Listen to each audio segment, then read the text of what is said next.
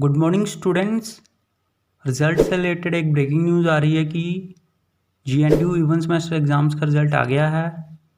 तो जिन जिन क्लासेस का रिज़ल्ट आया है वो हैं BA social studies second semester, bachelor of vocation nutrition and dietetics second semester, MSc biotechnology second semester fourth semester, master of computer applications TYC fourth semester six semester.